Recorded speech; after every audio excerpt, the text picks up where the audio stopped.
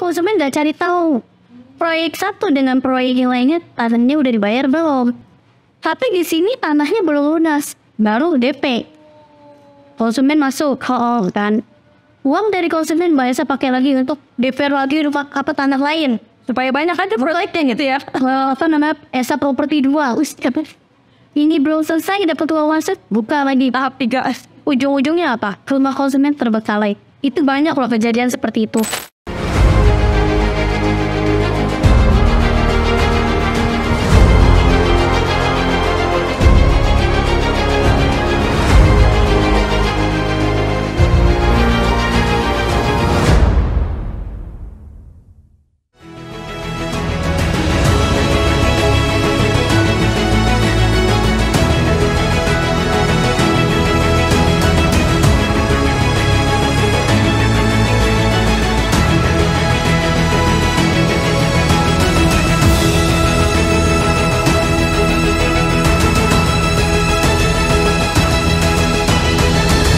Assalamualaikum, saya dengan Maria Boltafri. Nah, kita sekarang lagi kedatangan dari channel YouTube Berasi Rumah nih, Mbak Esa. Makasih dah diundang nih Mbak Lia. Nah, kira-kira nih dari Mbak Esa ada pertanyaan dari sini Mbak mengenai perumahan yang sekarang kan lagi rame itu perumahan syariah nih.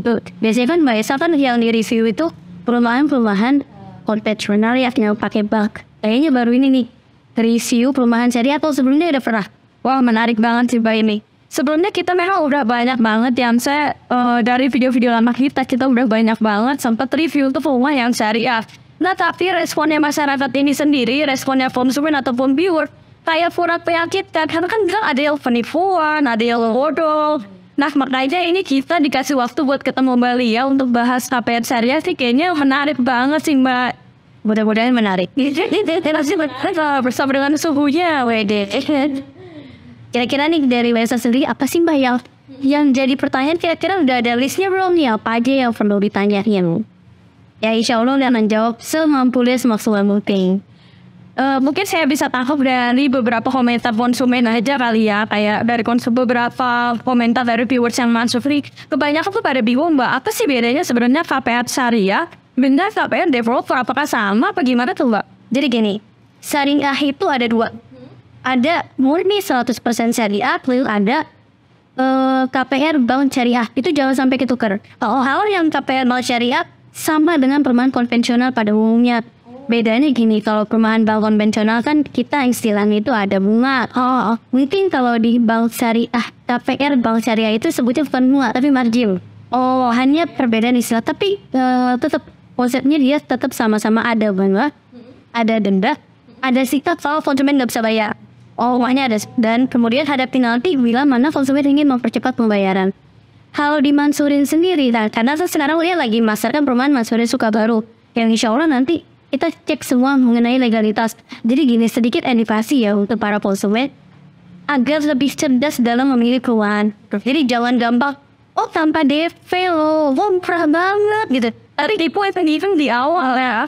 Jadi jangan gampang banget. Gimana ya? Kita kan sekarang udah zaman milenial tuh udah harus pintar-pintar ngecek legalitas segala macam. Kalau kita kurang yakin dengan cek online, kita datangin langsung ke Badan Pertanahan Nasional, gitu lebih safety, lebih aman. Tapi yang bukan jadi hal yang ribet ya Mbak, kayaknya nggak mungkin sih Mbak kalau misalnya kita konsumen seombong konsumen yang cuma pengen nanya mengenai background perizinan dan segala macamnya, terus kita datang ke Badan Pertanahan itu, apakah emang mungkin ya Mbak? Contoh gini, Mbak Esa mau beli rumah di Majorin, pasti kan ditanya harga di berapa Mbak, ini berapa. Tapi di luar itu pasti Mbak Esa akan cari gimana nih legalitasnya nih. Jangan sampai rumah udah dibangun tahu-tahu digusur karena tidak ada izin. Terkadang konsumen untuk agar merasa puas biasanya banyak yang datang langsung. Ada aja yang langsung datang ke BPN atau ke Pemda terpadu satu pintu, karena kan untuk perizinan melalui situs semua. Nah ada juga sih situs-situs yang memang resmi, tapi terkadang kurang ini juga, kurang kurang meyakinkan. Lebih meyakinkan lagi kalau kita ada kesempatan pemasaran tersebut bisa menjelaskan detail dan menunjukkan langsung legalitasnya. Itu lebih menilai lagi sih. Dan harus teliti juga, jangan sampai pada saat menjelaskan, ini legalitasnya, ternyata yang diberikan adalah legalitas perusahaan. Itu berbeda ya Mbak? Wah beda, gini. Kalau untuk perusahaan, nggak usah orang punya rumah pun, Mbak Esa pun bisa bikin PT, bener nggak? Iya sih. Legalitas perusahaan itu gampang dibikin. Kalau kita mau bikin CC atau bikin PT, itu pasti dapat.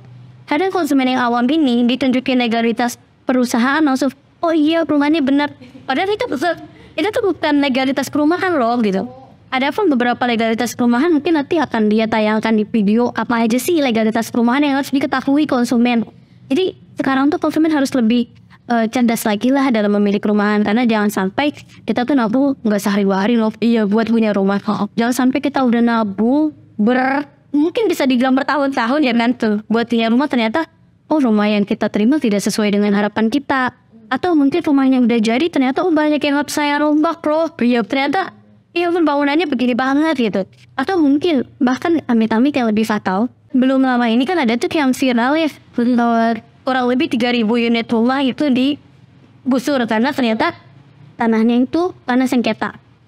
Sering gini, kalau memang developer tersebut sudah mengurus perizinan sampai akhir, itu tidak akan terjadi. Bahkan belum lama ini ada loh, belum lama perumahan di Kabupaten Tangerang, ya nggak perlu sebut nama perumahannya karena kan kode etik ya.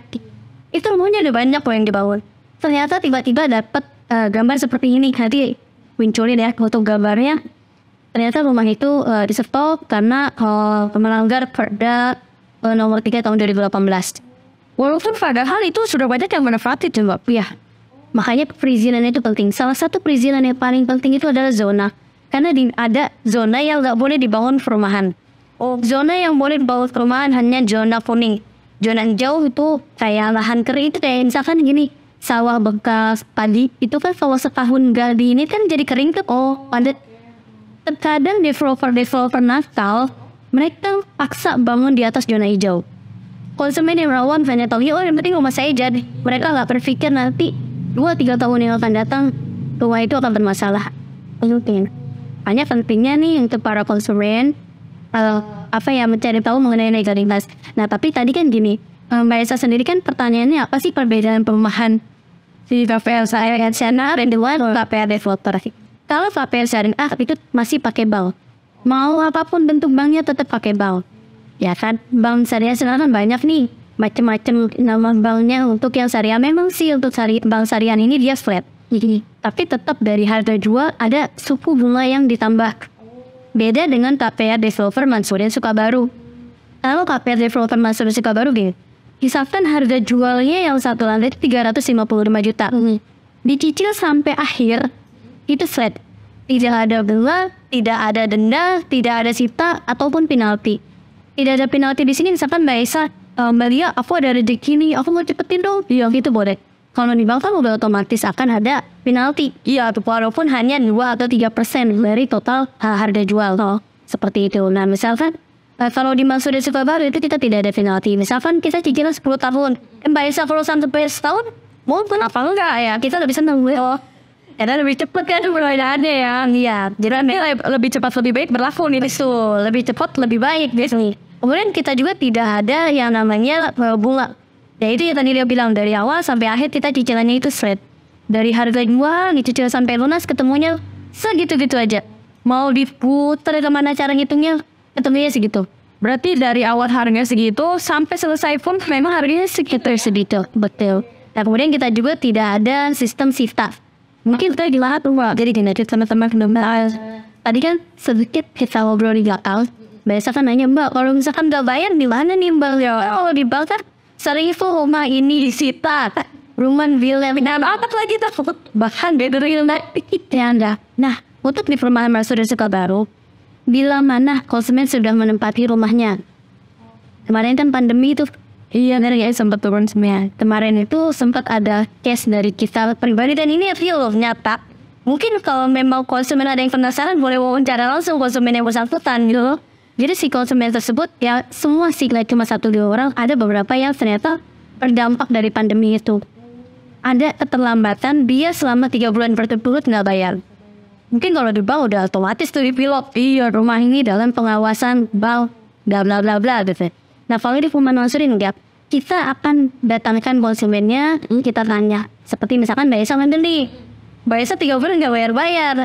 Kita tuh berpikir gini, bukan Mbak Esa nggak mau bayar, dia yakin pasti ada satu dan lain hal yang apa ya, negara region yang betul. Jadi tapi Mbak Lesa tidak cerita ke kita. Nah itulah perlunya kita bertabayun ke rumah Mbak Lesa. Jadi kayak kita tanya, Mbak, ini udah 3 bulan nih, kira-kira boleh tahu gak sih Mbak kendalanya apa? Misalkan datang Mbak Lesa, iya Mbak, aku kena dampak pandemi, gini. Solusi dari kita adalah, jadi gini, kita akan berikan win-win solution.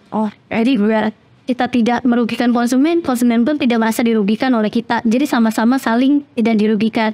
Paling gini, Mbak Esa kira-kira rumahnya mau dilanjut atau mau di-offer? Kita tawarkan untuk offer. Kan kalau perumahannya menggunakan bank konvensional ataupun bank syariah, ketika dia nggak bisa bayar, dia nggak bisa offer. Kalaupun dia harus offer, itu diem-diem. Sering pernah gak sih kalau ada orang offer kredit, pasti bilangnya apa, offer di bawah tahan. Jarang loh ada orang offer pakai bank. Rata-rata hanya pakai notaris, udah. Dan si rumah tersebut masih atas nama orang pertama. Beda kalau dimansurin. Misalkan Mbak Esa nih, Mbak Lia, kayaknya saya offer aja deh, saya lepas gitu misalkan. Oh ya udah, nanti dia cari calon pembeli atau Mbak Esa boleh cari sendiri. Dan jualnya pun silahkan Mbak Esa jual dengan harga terbaru. Kita tidak memaksakan, nggak boleh, Mbak Esa boleh segini, itu enggak. Misalkan harga sekarang gini, Mbak Esa beli rumah itu kan dengan harapan bisa menjadi nilai investasi. Iya dong, benar gak? Kalau misalkan kita beli rumah rugi, buat apa beli rumah? Mendingan beli kendaraan. Ketahuan emang makin awal makin turun ya kan? Rumah itu kan orang-orang tahunya adalah investasi, kalau dibeli makin awal makin mahal. Tuh lihat, dijual makin awal makin mahal harusnya. Contoh, Mbak Esa beli waktu itu 300 juta. Dalam 5 tahun ternyata amit-amit ada kendala. Atau bahasa kasar gini, si pencari nafkah sudah tidak bisa mencari nafkah lagi. Iya. Berarti kan, lah Mbak Lia, jangan kan buat bayar cicilan makan aja puasa tahu. Itu ya, hari makan besok enggak. Ya paling kita kasih 2 alternatif. Pertama, kalau memang beliau masih mau tetap lanjut, kita tanya kapan mau mulai bayarnya. Nah atau kalau misalkan yang kedua, yaitu tadi solusi keduanya Mbak Esa, apakah mau dioper rumahnya, Lia bantu oper. Misalkan Mbak Esa kan kalau jual sendiri saya susah Mbak, ya saya kan cuma marketing ya. Kita kan punya tim marketing banyak, insya Allah kita bantu. Jadi kita bantu offer dengan harga yang Mbak Esa mau. Gitu, jadi tinggal nanti ketika dapat calon pembeli, silakan Mbak Esa offer kredit. Dan itu langsung kita balik nama atas sama si konsumen. Jadi developer mengetahui beda dengan perumahan yang menggunakan jasa bank konvensional atau bank syariah. Rata-rata mereka offer di bawah tangan. Tanpa sepengetahuan developer, tanpa sepengetahuan bank. Karena kalau harus pakai bank, yang ada nanti harga rumahnya harga terbaru. Nggak akan harga offer pada saat itu. Pasti harga baru. Jadi itu kurang lebih perbedaan sebetulnya. Perbedaan antara perumahan KPR developer atau sering disebut KPR syariah. Yang mana kalau KPR syariah itu kebanyakan ya tanda kutip. Jadi ya udahlah KPR developer aja. So yang penting prakteknya di lapangan kita tidak menzalimi orang lain. Buat apa sih Mbak kita for syariah tanpa rema, tanpa. Tapi di belakang itu kita menzalimi orang lain. Jadi yang dijual bukan produknya ya, kan produknya lain-lain ya. Nah itu oke. Menurut Lia, bisnis is bisnis, agama is agama. Jadi kesampingkanlah itu, jangan berpacu hanya karena itu udah. Jadi gimana ya, jangan jual rumah dengan MLF lain di lain. Kira-kira dari Mbak Esa ada pertanyaan lagi nih, tadi kan antara perbedaan perumahan KPR syariah dengan KPR developer. Kira-kira udah cukup jelas belum? Paling aku mau ngutip sedikit kali ya, berarti tadi dari KPR syariah atau developer itu cukup meringankan kita ya, karena misalnya kita ada masalah apapun, yang penting kita terbuka dengan marketing ya. Yang penting ada keterbukaan ya, yang penting jujur dan ada kabar ya. Soalnya kalau ada kabar bawa kabur laris. Ya kadang kalau ada kabar itu kita bingung. Tapi dia yakin sih semua konsumen di perumahan Malaysia di Sukabaru semuanya etiketnya baik. Rata-rata mereka kalau memang ada kendala mereka akan bilang jauh-jauh hari kali ya. Mereka biasa bilang gini, Mbak Lia kayaknya bulan ini aku bayar di tanggal segini ya, karena tanggal segini gajian aku di pending. Ada yang seperti itu. Dan itu boleh. Boleh ya. Kita tidak ada denda ya, seperti yang tadi Lia bilang. Tidak ada bunga, tidak ada denda, tidak ada sita, dan tidak ada penalti. Itu kelebihan dari perumahan Mas Surya Sukabaru. Dan lebihnya lagi Mas Surya Sukabaru bisa di custom. Itu ya benar, salah satu keunggulannya Swan ya. Dan pertanyaan lagi nih Mbak, tadi kan kita udah tahu sedikit banyak Mbak ya soal KPR syariah atau developer ini. Nah tapi kan sebenarnya kita mungkin baru tahu nih kalau ada Mas Surya Sukabaru ini. Bisa dikasih tahu sih Mbak untuk track record developernya, karena menurut kita kan developer itu penting ya, kayak projectnya udah di mana aja sih? Kok bisa gembar-gemborin sama aja dong nanti mencuri dengan produk yang lain gitu, gimana nih Mbak? kebanyakan konsumen berpikir makin banyak proyek makin bagus. Bener ya? Kan ini banyak jadinya portofolionya ya. Tapi konsumen nggak cari tahu proyek satu dengan proyek yang lainnya tanahnya udah dibayar belum. Kalau di Mansura Sukabaru sendiri, developer kita itu tidak mau buka perumahan lain bila mana ini belum ibarat bahasa belum rampung. Jadi bukan yang nggak bisa kalau cuma DP tanah doang nggak bisa. Misalkan nih Mbak Desa buka perumahan garasi rumah satu, jangan misalkan properti ya misalkan Alisa properti. Misalkan Esa Property juga di sini, contoh di Rajab misalkan, sebelahan awan tulir, ya dan. Tapi di sini tanahnya belum lunas, baru DP. Konsumen masuk, dan uang dari konsumen biasa pakai lagi untuk DP lagi rumah tanah lain, supaya banyak ada proyeknya gitu ya. Esa Property 2, ini belum selesai dapat uang masuk, buka lagi tahap 3. Ujung-ujungnya apa? Rumah konsumen terbengkalai. Itu banyak loh kejadian seperti itu. Mungkin kalau konsumen cerdas nih, bisa cek di Google. Ada perumahan-perumahan yang banyak, tapi tak berujung. Kayaknya si viewers dari semua udah tahu juga bisa di beberapa ya. Kira memang harus lebih jeli lagi, jangan hanya pada jangan.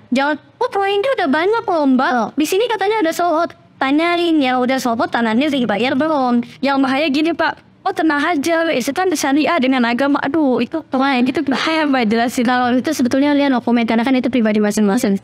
Biar menjadi urusan dia sama Tuhan, itu aja. Jadi Valia pun, benar. Dia juga gimana ya? Ya kan kita nggak bisa memaksakan orang untuk jangan berbohong ya. Terkadang mereka menggunakan kata-kata syariah, rumah riba, ini riba, anti riba. Padahal di belakang kita sama-sama tahu ya. Beli mobil aja pakai listrik nih ya benar-benar. Terkadang nggak sesuai apa yang dibicarakan dengan dia itu yang agak ngeri-ngeri sih sebetulnya. Tapi ya balik lagi, tidak semua orang seperti itu. Nggak semua perumahan syariah seperti itu. Ada kok perumahan syariah yang jujur, mansurin contohnya guys. Dan tetap. Kalau misalkan di rumah Mansura Sukabaru itu, konsumen bisa cek langsung kok legalitasnya. Tanahnya sudah punya siapa, itu yang paling penting. Jadi konsumen itu seluruh konsumen di antara bisa di seluruh Indonesia ya, karena kan garasi rumah juga kayaknya udah kemana-mana nih, jadi tahu supaya konsumennya tuh lebih tahu apa sih yang harus dicari tahu. Yang paling penting itu tanah sebetulnya. Tanahnya udah punya developer apa masih ngutang nih? Karena gini, kalau tanahnya masih tanah warga atau tanah milik orang, namanya orang gini Mbak.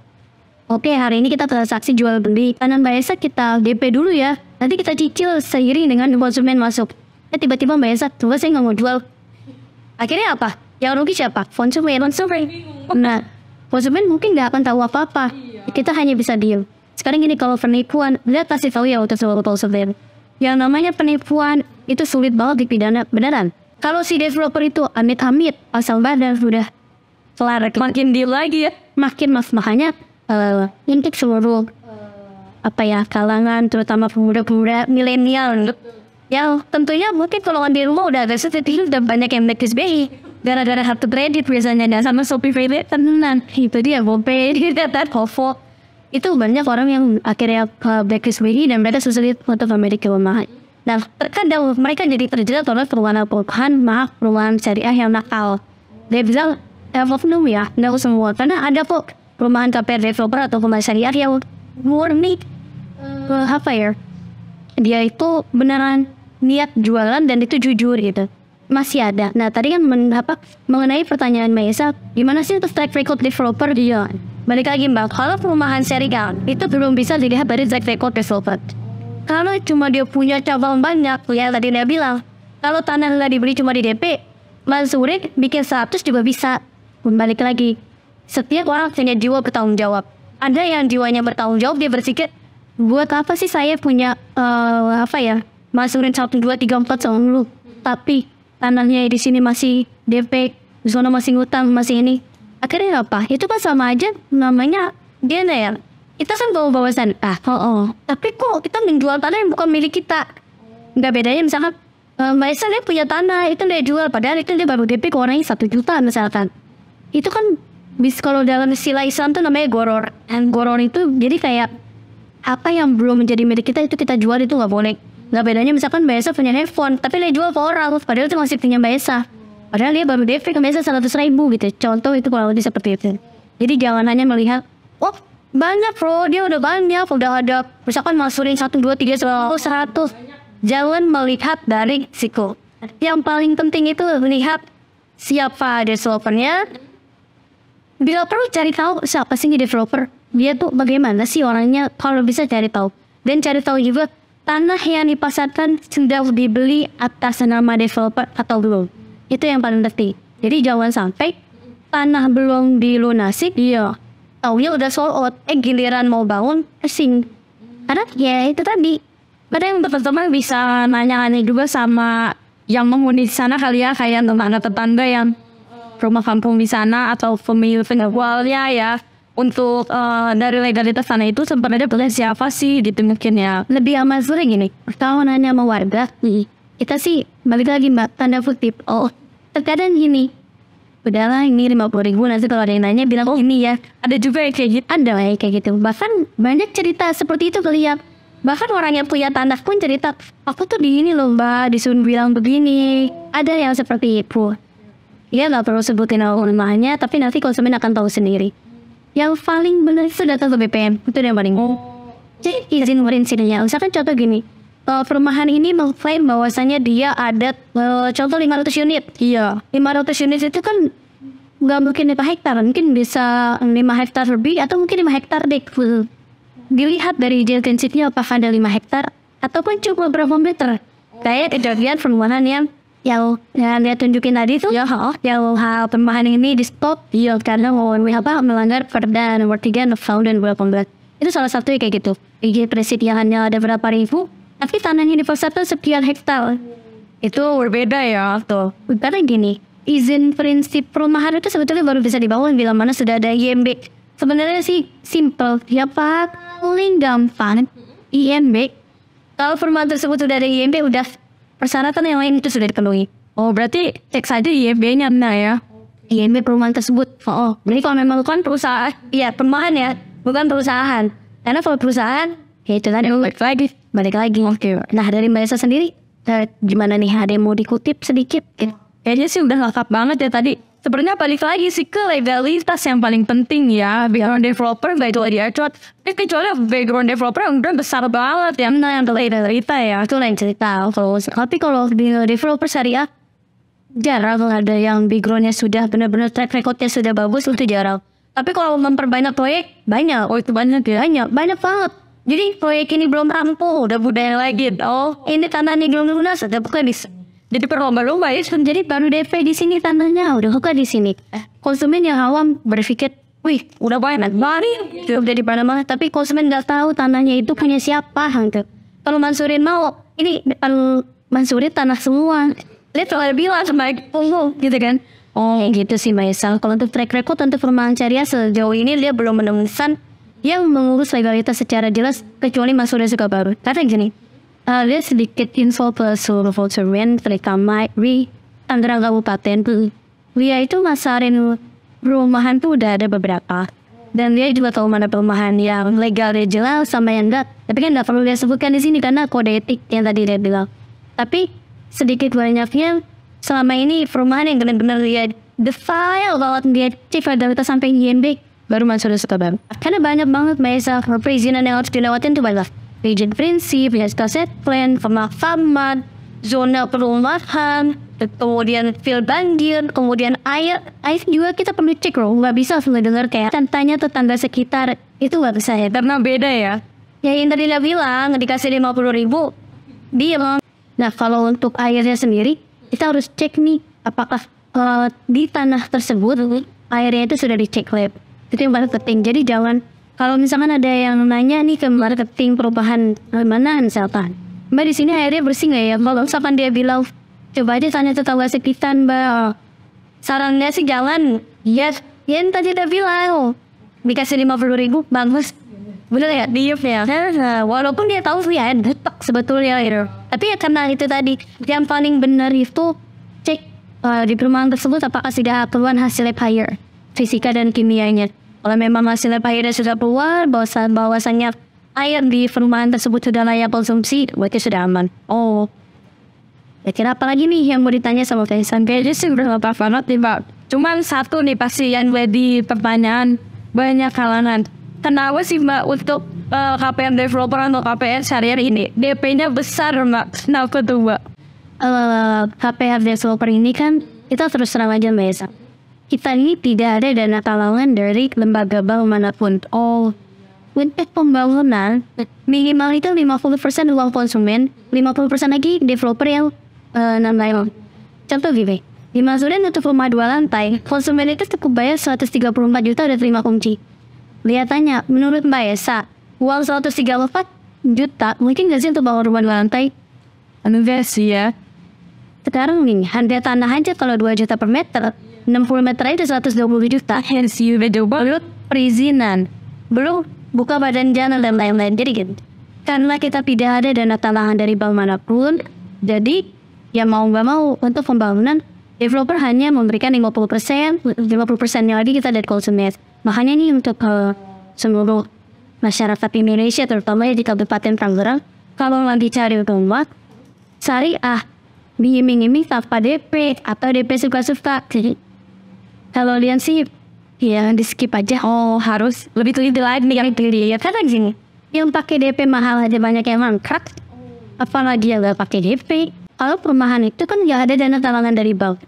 Kalau developernya nggak kaya banget, kalau nggak kaya banget, itu dia nggak akan bisa bangun rumah tersebut. Karena proses perizinan aja, dia daftar sambil itu ya. Yang benar-benar tahu urus perizinan nih, yang benar-benar tahu itu biayanya nggak sedikit. Makanya kenapa banyak perumahan yang nggak diurus perizinannya, ujung-ujungnya profil lagi ditutup lagi karena undang-undang Perda, pelanggaran dan lain sebagainya. Kurang lebih seperti itu. Kalau misalkan perumahan Demar sudah baru perizinan lokal, kualitas bangunan biasa mungkin udah cek sendiri ya kan. Bata mineral kita pakai bata merah, ditambah tukangnya aja kita pakai harian. Kita nggak pakai kontraktor, kita nggak pakai tukang borongan. Kenapa sih? Karena kan rumah kita custom nih untuk informasi standar. Rumah kita kan bisa di custom untuk layout dalamnya. Kalau kita bayar tukang itu di di bawah, otomatis itu akan merugikan tukang. Karena mereka kan semakin lama kerjanya. Makanya kita bayar mereka itu per hari, satu tukang per hari, semuanya per hari. Jadi kita nggak ada yang kalau tukang harian ya, kalau naik enggak. Kita sebenarnya pakai peran. Fungsinya apa sih? Ya itu tadi supaya ketika konsumen custom itu tidak merugikan tukang. Dan untuk kualitas bangunan pun bisa cek langsung ke lokasi, tapi ada bocoran sedikit nih. Untuk Masuren Sukabaru, semennya aja kita nggak pakai semen yang cek-cek lah. Kita pakai minimal 3 roda. Itu bukan yang merek-merek orang itu ya. Alhamdulillah sih nih, developer Masuren Sukabaru walaupun nggak pernah keluar agama, beliau selalu bilang deh, Bulia kalau bisa rumah yang saya bangun ini ada maslahat di dalamnya. Artinya kalau bisa saya memberikan kelebihan untuk orang lain gitu, tanpa sepengetahuan si konsumen. Kalau telitilan ini itu setiap konsumen itu diberikan kelebihan ya mereka sendiri nggak tahu. Ya contohnya yang tadinya cuma ngendak uang sama developer kita ditambahin tembok. Jarang loh yang kayak gitu. Kayak contoh dia banyak sih, saking banyaknya sampai bingung nyebutinnya. Beneran ada banyak ya. Saking banyak yang dilebihin itu banyak banget. Kalau dan menurut hitung-hitungan dia tuh sebetulnya nggak masuk. Iya, tentunya makin sedikit tuh Mbak. Bisa itu tadi.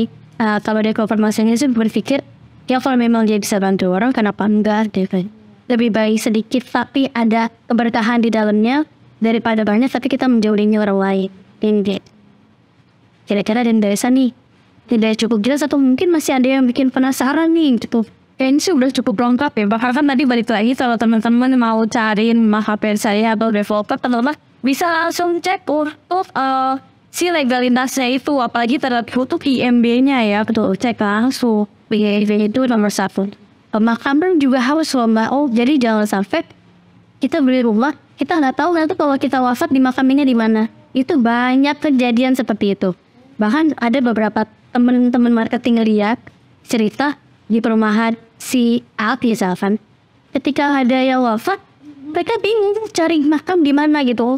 Akhirnya kalau kayak gitu kan kita namanya ngezolimi orang lain. Ya kalau untuk di Masuren Sukabaru sendiri kita sudah sediakan lahan pemakaman khusus warga Masuren. Jadi ya meninggalkan pasti Mbak. Kita nggak ada yang tahu usia betul Mbak. Tapi setidaknya kalau keluarga ataupun kita yang wafat, kita udah ada lahan pemakaman khusus warga langsung ini. Wah, baru tahu nih Pak, kalau untuk lahan pemakaman pun ada sendiri-sendiri ya Mas. Jadi setiap perumahan itu harus ada yang namanya lahan pemakaman. Gitu. Ilmu baru nih buat aku. Iya, nah jadi Mbak Esa, jadi untuk review perumahan selanjutnya jadi lebih banyak nih. Mungkin akan lebih gereja lebih aktif lagi nanyanya nanti. Apalagi harusnya tuh kira-kira Tapi udah cukup lengkap banget sih Mbak untuk infonya ya, untuk mengenai soal KPR developer KPR syariah ini gitu sih. ya kalau untuk legal mungkin nanti Desa akan di video beberapa yang harus di chat. Tapi nanti mungkin akan ada beberapa yang lihat itu karena takutnya nanti di copy paste ya, karena kan hanya legal itu sedikit loh perumahan yang punya, jadi jangan sampai ya amit-amit sih takut diambil. Di zaman sekarang udah canggih Mbak Esa, nama Mansurin bisa berubah jadi Asurun kan ya, semua kan nggak ada yang mungkin ada. Emang paling bener sih datang langsung. Ya, sebetulnya kalau brandingnya juga benar. Jadi untuk seluruh konsumen, bagi yang mau tahu apa sih legalitas itu yang harus diketahui, datang aja langsung ke kantor pemasaran Mansurin Sukabaru.